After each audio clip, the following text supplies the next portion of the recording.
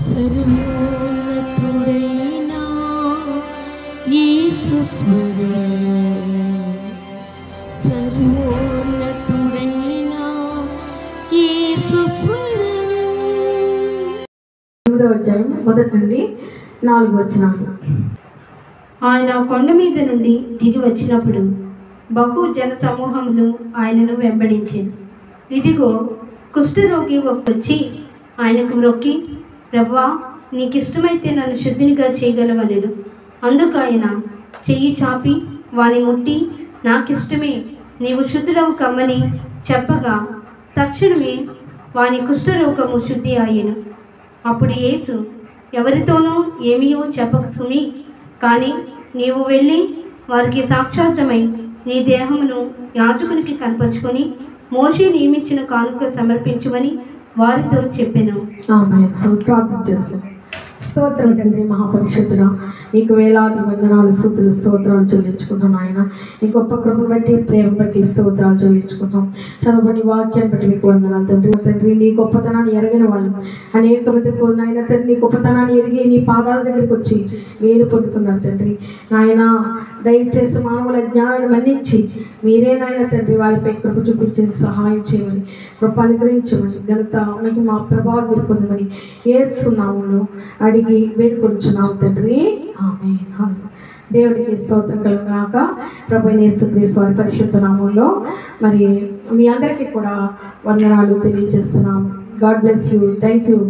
Hallelujah. Thank you, Jesus. Thank you, Father. Thank you, Lord. Thank you, Holy Spirit. దేవునికి మహిమ కలుగుగాక. ఆమేన్. మరి ఎంతో దేవుడు మనల్ని ప్రేమించి మరొక వారాన్ని ప్రభు మనకి అనుగ్రహించారు. మరి ఎంతో ఆయన ప్రేమతో మనల్ని దర్శిస్తూ తన వాక్యాలతో మాట్లాడుతూ వారి మనసు పొందటానికి ఆయన గొప్ప ఆత్మను పొందుకున్నానికి దేవుడు రోజు కూడా మనకి ఆహ్వానం పలుకుతున్నాడు. అనేక వేల మంది ద్వారా మాట్లాడుతున్నాడు, వాక్యం ద్వారా మాట్లాడుతున్నాడు, పాటల ద్వారా మాట్లాడుతున్నాడు దేవుడు. మరి ఆయన భూమి మీద ఉన్నప్పుడు ఎంతో మంది ఆయన గొప్పతనాన్ని వాళ్ళు వాడుకొని వాళ్ళ జీవితాలు వెలుగులు పొందుకున్నారు. ఆయన గొప్పతనాన్ని గుర్తించి ఆయన యొక్క మహిమను గుర్తించి ఆయన యొక్క ప్రేమను వారు తెలుసుకుని మేలు పొందుకున్నారు. దేవుడు స్తోత్రం గాక. అదే దేవుడు ఈ రోజు సజీవుడిగా మన మధ్య ఉన్నాడు. అప్పుడు కార్యాలు చేసిన దేవుడు ఇప్పుడు కూడా కార్యాలు చేయడానికి ఆయన సిద్ధంగా ఉన్న గొప్ప దేవుడు, ఇష్టంగా ఉన్న గొప్ప దేవుడు. కానీ మానవులకి అడగటం చేతగాక ఏంటంటే అనేకమైన లాభాలు, అనేకమైన మరి మేలు పొందుకోలేకపోతున్నారు. ఈ రోజున మరి జనం మధ్యలోనికి రాకూడని ఒక వ్యక్తి మరి జనంలోకి వచ్చి దేవుడి యొక్క మహిమను గుర్తిరిగిన వాడు కాబట్టి, ఆయన యొక్క ప్రభుత్వాన్ని, ఆయన యొక్క అధికారాన్ని గుర్తిరిగిన వ్యక్తి కాబట్టి ఏం చేశాడంటే ఎవరిని లెక్క చేయకుండా దేవుడి దగ్గరికి డైరెక్ట్గా వచ్చి మేలు పొందుకున్న ఒక వ్యక్తిని మనం చూస్తూ ఉన్నాం. దేవుని స్తోత్రములు గాక. హల్లెలూయా. మరి ప్రభు అయిన యేసుక్రీస్తు వారు మరి ఆ రోజుల్లో జన సమూహాల మధ్య బోధిస్తూ తిరుగుతూ ఉన్న ఆ రోజుల్లో సమయాల్లో ఏమైందంటే నా ప్రభువైన దేవుడు జన సమూహాలతోటి ఆయన నడుస్తూ ఉన్నారు, బోధ చేస్తూ ఉన్నారు.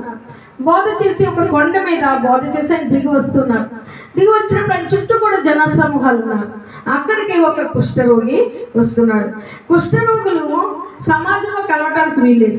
ఎవరికైతే కుష్ఠం ఉందో వాళ్ళు పాలెం వెలుపల జీవించాలి, అంటే ఊరి పొలిమేరలో జీవించాలి, అక్కడ బయట ఊరికి బయట జీవించాలి.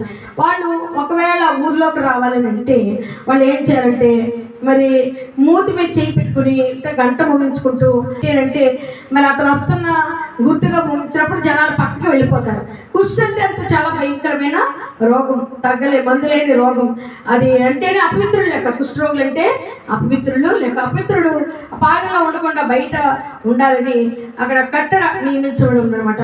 అలాంటి పరిస్థితులు. అయితే ప్రభువైన యేసుక్రీస్తు వారి యొక్క గొప్పతనాన్ని గుర్తిరిగి మరి ఆయన చేయగలడని చెప్పి కట్టుబాట్లన్నీ లెక్క మరి పక్కన పెట్టి లెక్క చేయకుండా జన సమూహం మధ్యలోకి వస్తున్నాడు ఒక కుష్ఠరోగి. దేవునికి స్తోత్రం కలుగుగాక. హల్లెలూయా. ఎందుకంటే తనకు కావాలి, తనకు విడుదల కావాలి, తనకి స్వస్థత కావాలి, తను మరి ఊళ్ళో కలవాలి ఆశ కలిగి ఉన్నాడు. ఆశ కలిగి ఉన్నాడు. దేవుని దగ్గర గొప్పతనాన్ని అతను ఎరిగాడు. కాబట్టి నేను విడుదల పొందాలి, నా రోగం నుండి విడుదల పొందాలి, నా పరిస్థితి నుండి విడుదల పొందాలి, వెలివేయబడిన నా స్థితి మరలా మరి సమాజంలో కలిసే స్థితిగా మారాలి, నా శరీరం నుండి కుష్ఠరోగం మరి తొలగిపోయి నేను అపవిత్రత నుండి విడుదల పొందాలనే ఆశ కలిగి ఉన్న ఒక వ్యక్తిగా కనబడుతున్నాడు. కాబట్టి ఏం చేశాడంటే దేవుని దగ్గరికి తెగించి వస్తున్నాడు. జనసమూహాలు లెక్క చేయట్లా, కట్టుబాట్లు లెక్క చేయట్లా. క్రీస్తు వారి దగ్గరికి వచ్చి ఒక మాట అన్నాడు. చూడండి ఇక్కడ, ఇదిగో కుష్ఠరోగం వచ్చి ఆయనకు మ్రొక్కి, ప్రభా నీకు ఇష్టమైతే నన్ను శుద్ధినిగా చేయగలవను. కుష్ఠరోగం గురించి మరి 3 సువార్తలో కూడా వ్రాయబడింది. ఏమిటి అంటే మరి మత్తయి, మార్కు, యోహాను. మార్కు సువార్తలో 1వ అధ్యాయం 40వ వచనం చూసినట్లయితే అక్కడ ఏమన్నంటే మోకాళ్ళుని, ఏంటంటే ఆ కుష్ఠరోగంతో ఉన్నాడు, నిజంగా ఒళ్ళంతా పుళ్ళు, మరి ఇక వీలు కాని పరిస్థితి అయినా కూడా అక్కడ ఏం చేస్తాడంటే మోకరిస్తూ ఉన్నాడు. దేవుని స్తోత్రం గాక. దేవుడు యొక్క గొప్పతనం ముగ్గురు తిరిగితే అందుకనే ప్రతి నాలుగు ఆయన స్తుతిస్తుంది, ప్రతి మోకాలు ఆయన ముందర వంగాలి అని. అతను ఏం చేశాడంటే తన పరిస్థితిని బట్టి అయ్యో నేను మోకాలు లేను, లేకపోతే నేను బాగోలేను అని కదా, దేవుడు చూసుకుంటాడు కదా, లేకపోతే దేవుడికి నా పరిస్థితి తెలుసు కదా అని చెప్పుకోలే. కానీ దేవుని యొక్క ఆ అధికారాన్ని గొప్పతనానికి అతడు లొంగి ఏం చేస్తున్నాడంటే ఆయన గొప్పతనాన్ని బట్టి ఆయనకు మొక్కుతూ ఉన్నాడు, మోకాళ్ళు వండుతూ ఉన్నాడు. మోకరించి తగ్గింపు అనేది కావాలి. మన అవసరతను మనమే గుర్తిరగాలి. మొట్టమొదటిగా మన అవసరతను గుర్తిరిగిన వాళ్ళంగా ఉండాలి. దేవుని సన్నిధిలో మేలు పొందుకోవాలంటే తగ్గింపు జీవితం అనేది కావాలి. దేవుడికి స్తోత్రములు గాక. మోకరించడం అనేది తగ్గింపుకి గుర్తుగా ఉంటుంది. దేవుడికి స్తోత్రములు గాక. మార్కు సువార్త 1వ అధ్యాయం 40వ వచనం చూద్దాం. చూడండి. ఒక కుష్ఠరోగి ఆయన ఎదుకు వచ్చి ఆయన ఎదుట మోకాళ్ళు ఊని నీకు ఇష్టమైతే నన్ను శుద్ధినిగా చేయమని ఆయనతో చెప్పి ఆయనను వేడుకొనగా చూడండి ఇక్కడ మొట్టమొదటిగా అతను ఏం చేశాడంటే ఆయన దగ్గరికి వచ్చాడు. తర్వాత మోకరిస్తూ ఉన్నాడు. దేవుని స్తోత్రములు గాక. మోకరించి అప్పుడు నీకు ఇష్టమైతే నన్ను శుద్ధినిగా అంటే అక్కడ తన అపవిత్రతను ఒప్పుకుంటున్నాడు, నన్ను శుద్ధినిగా చేయగలవు అని చెబుతూ ఉన్నాడు. దేవుని స్తోత్రములు గాక. వేడుకుంటూ ఉన్నాడు. దేవుని ఏం చేస్తున్నాడు? వేడుకుంటూ ఉన్నాడు. వేడుకుంటూ నీకు ఇష్టమైతే నన్ను శుద్ధినిగా చేయి. ఎంత గొప్ప దేన ప్రార్థన అంటే చాలా గొప్ప దేన ప్రార్థన. అతను మొట్టమొదటిగా జన సమూహాల్ని లెక్క చేయలేదు. తనకి కావలసింది పొందుకుంటాం కొరకు దేవుడి దగ్గరికి వస్తూ ఉన్నాడు. దేవుడి దగ్గరికి రావాలి. చుట్టూ ఉన్న పరిస్థితుల్ని లెక్క చేయాల.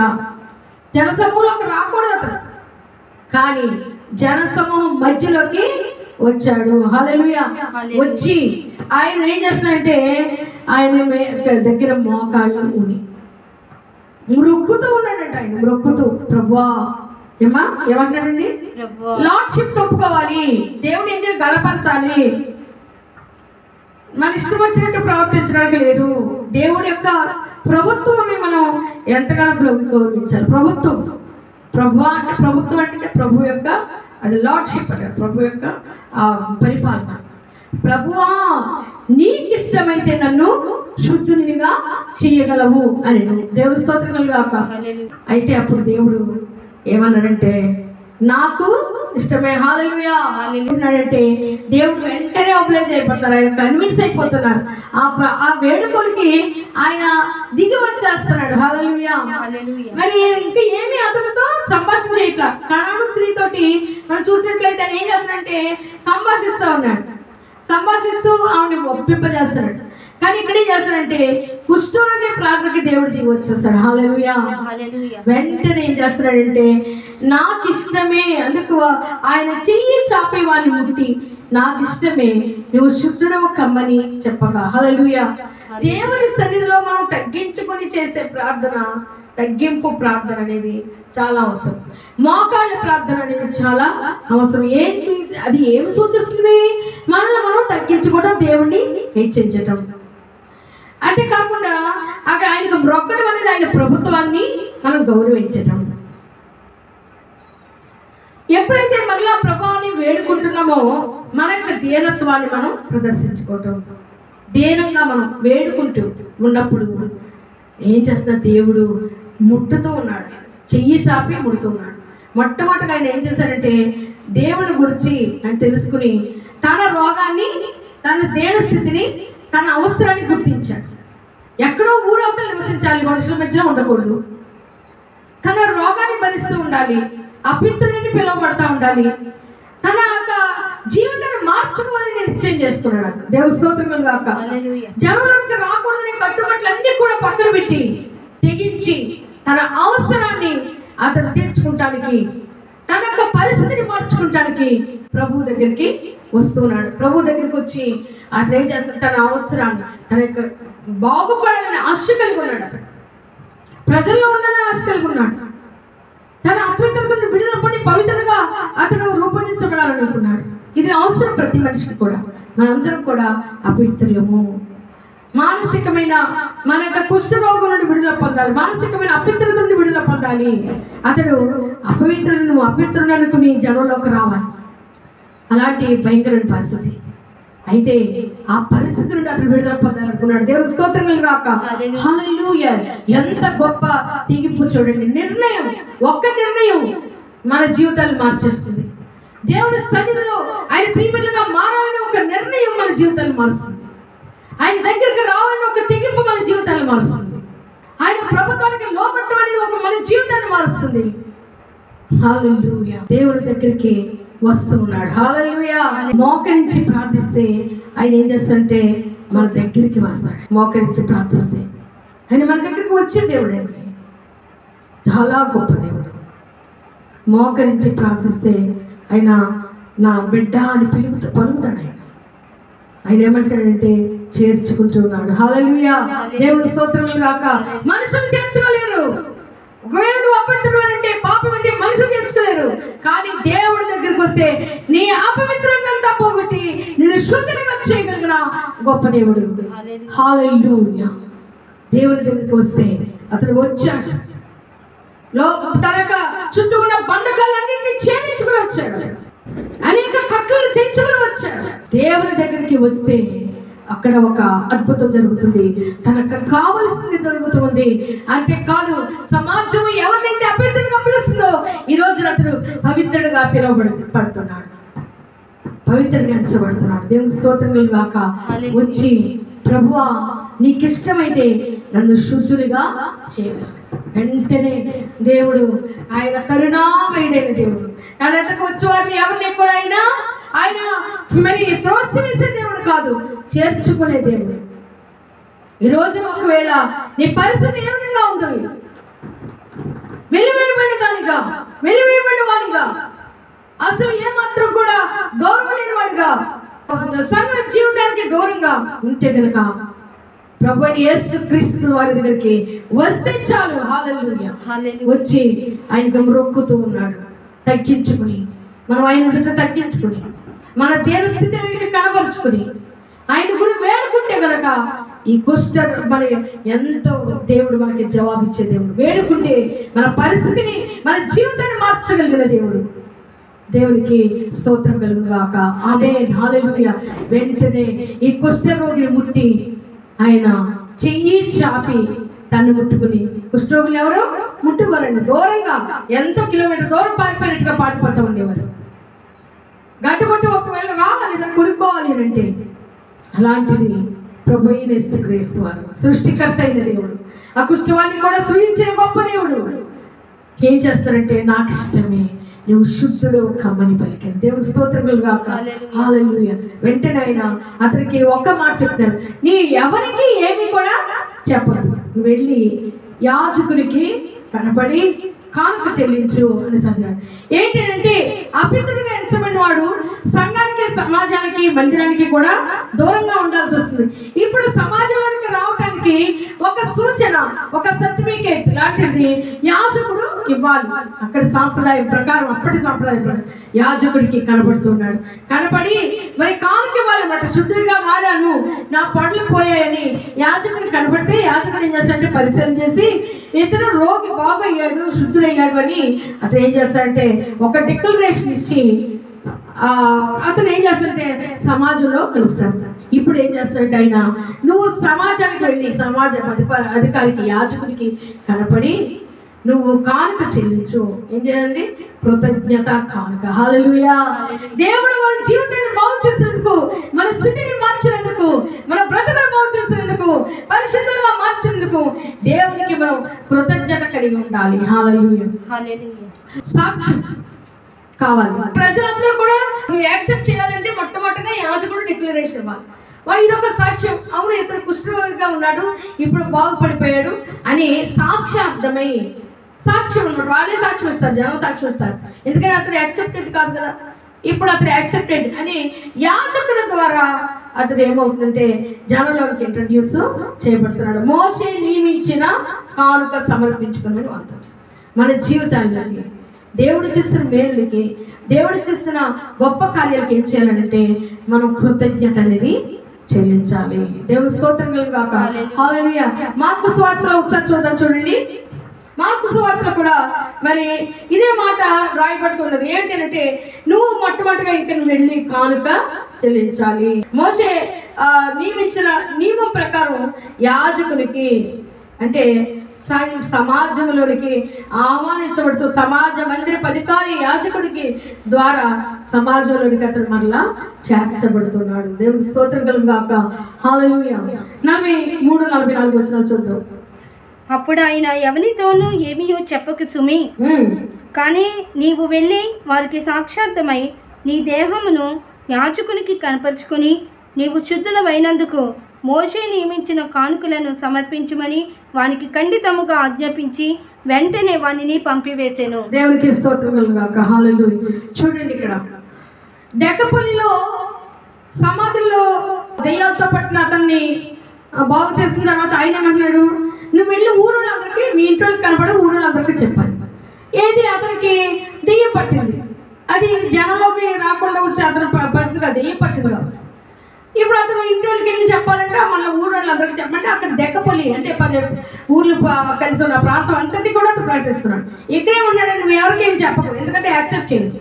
కానీ నువ్వేం చేస్తావంటే యాజకుని పరిశీలించాలి. అతను సమాజంలో చేర్చబడాలంటే కోడలు ఉన్నాయా లేదా, మచ్చ ఉందా లేదా అని యాజకుడు పరిశీలన చేసిన తర్వాత ఇతను కానుక సమర్పించుకోవాలి. అప్పుడు ఏం చేస్తాడు, ఇతడు పరిశుద్ధులుగా మారాడని ఒక డిక్లరేషన్ ఇస్తాడు యాజకుడు. తర్వాత ఏం చేస్తాడంటే సమాజంలో అతడు చేర్చబడతాడు. కాబట్టి అతను ఈ రోజు సమాజంలో చేర్చబడాలి. ఇది యేసు గారి కోరిక. తను ఊరందరికి చెప్తే కుదరదు, సమాజంలో అఫీషియల్గా చేర్చబడాలి. Hallelujah. Official entrance to the society అనేది అతనికి ఇవ్వటానికి దేవుడు ఏం చేస్తాడంటే నువ్వు ఇప్పుడు ఇక్కడ ఎవరికి ఏం చెప్పవు, ఇప్పుడు అంతా రూల్ ప్రకారం ప్రొసీజర్ ప్రకారం నువ్వు వెళ్ళిపో. నువ్వు సంఘంలో చేర్చబడాలి, సొసైటీలో చేర్చబడాలి, నువ్వు మళ్ళీ మనుషుల్లో బ్రతకాలి, ఇదే నీ కోరిక, నువ్వు ఆశించవచ్చు అతని మనసు నెరవేర్తి. కాబట్టి దేవుడు ఏం చేస్తారంటే ఒక ప్రొసీజర్ ఆయనకి అంటే త్రూ ప్రాపర్ ఛానల్ అని అంటారు. త్రూ ప్రాపర్ ఛానల్ అతను సమాజంలో చేర్చబడడానికి ఒక ప్రాపర్ ఛానల్ని దేవుడు అతనికి తెలియజేస్తున్నాడు. దేవుడి స్తోత్రం కాక. హల్లెలూయా. అతను అఫీషియల్గా యాజకుడి ద్వారా ఏం చేస్తారంటే సమాజంలో చేర్చబడతాడు. ఎంత గొప్ప దేవుడు అండి. మన జీవితాన్ని ఫలభరితంగాను చాలా గౌరవప్రదంగా చాలా అద్భుతంగా దేవుడు నడిపించగలిగిన దేవుడు. ఆశకు వచ్చిన అతని ప్రాణాన్ని తృప్తిపరుస్తూ దేవుడు ఏం చేస్తారంటే ఒక అఫీషియల్ వేలు నువ్వు వెళ్ళి ముందర యాజకులు కనబడి అతనికి కానుక, మోషే నియమించిన కానుక చెల్లించు. అతను చేర్చబడినప్పుడు అతను శుద్ధుడైనప్పుడు ఏం చేయాలంటే ఒక కానుక చెల్లించి సమాజంలో చేర్చబడాలి. కాబట్టి నువ్వు అలా చెయ్యి. యాజకుడు నిన్ను అంగీకరిస్తాడు, నిన్ను పరిశీలించి అతను ఓకే అని సర్టిఫికేట్ ఇస్తాడు, సమాజంలో చేస్తాడు. కాబట్టి అతను అఫీషియల్గా తన జీవితాన్ని మళ్ళీ ప్రారంభించడానికి దేవుడు ఒక వేని ఆయన అక్కడ తెలియజెప్తున్నాడు. దేవుడికి స్తోత్రం కలుగాక. అవును ప్రియ స్నేహితుల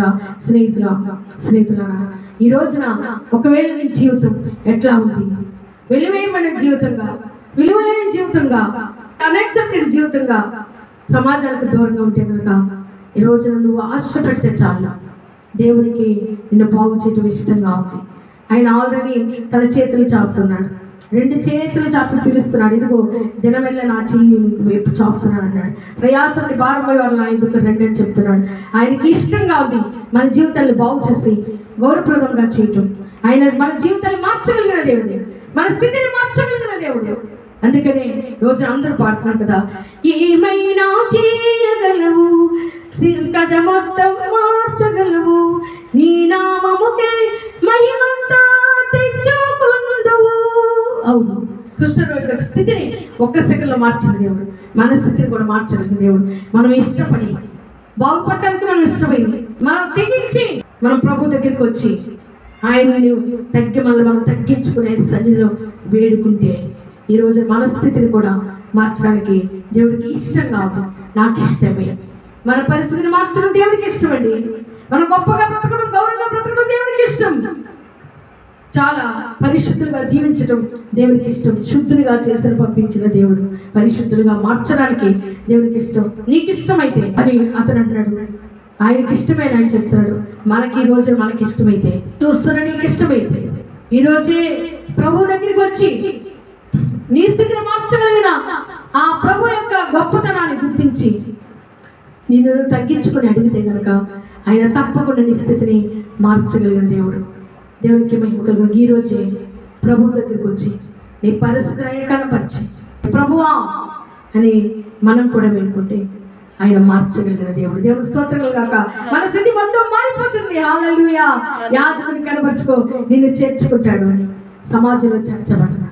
దేవుని బిడ్డలుగా మనం చర్చబడాలి అంటే ఈ రోజున మనం ఒక్కడికి ముందుకు వేసి మన చుట్టూ ఉన్న పరిస్థితులు మనకు అనవసరం, కట్లు అన్ని తెచ్చుకుని దేవుని దగ్గరికి వచ్చి ఆయన వేడుకొని, ఇదిగో ఆయన కథ ఈ గ్రంథంలో రాయబడింది కుష్ఠవాణి.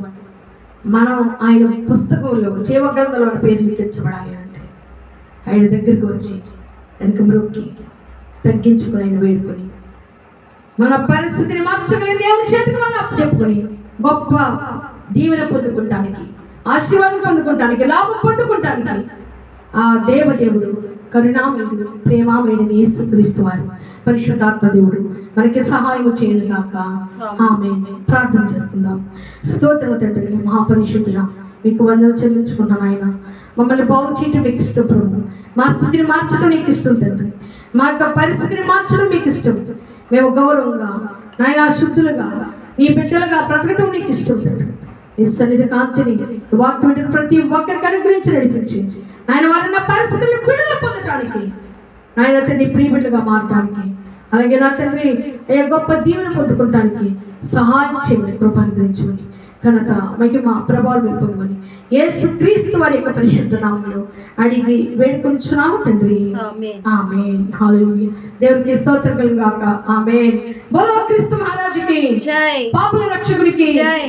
నిజ దేవునికి జై. సత్య దేవునికి జై. బోలో క్రీస్తు మహారాజుకి జై.